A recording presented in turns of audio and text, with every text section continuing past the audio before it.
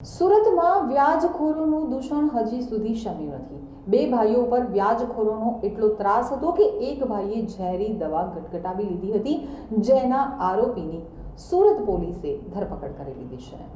સુરત શહેરના વેડ રોડ વિસ્તારમાં રહેતા બે સગા ભાઈઓ વ્યાજખોરોના ત્રાસને કારણે આર્થિક સંકટમાં ફસાઈ ગયા હતા।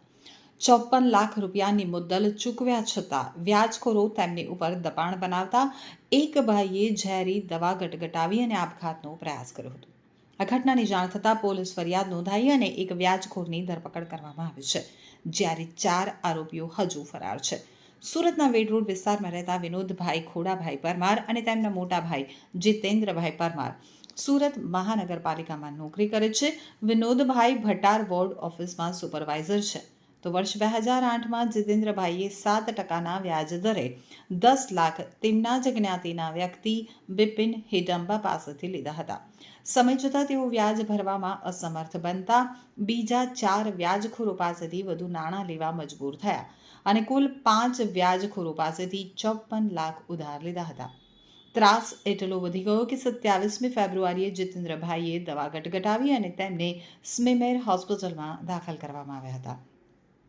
જીતેન્દ્રભાઈએ 7% વ્યાજે 10 લાખ રૂપિયા, 5% વ્યાજે 15 લાખ, 3% વ્યાજે 10 લાખ અને 10% વ્યાજે 5 લાખ વગેરે લીધા હતા।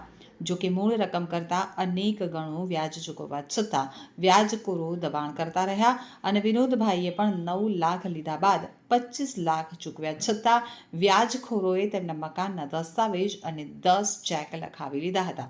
આ ત્રાસ બાદ વિનોદભાઈની ફરિયાદને આધારે ચોક બજાર પોલીસ મથકે બિપિન હિડમ્બા, કનુ બારિયા, મનોજ વિરાસ, પ્રકાશ સોસા અને જિગ્નેશ જોગડિયા વિરુદ્ધ ગુનો નોંધ્યો છે। આરોપી બિપિન હિડમ્બાની ધરપકડ કરી લેવામાં આવી છે, જ્યારે અન્ય 4 આરોપીઓની શોધખોળ ચાલુ છે।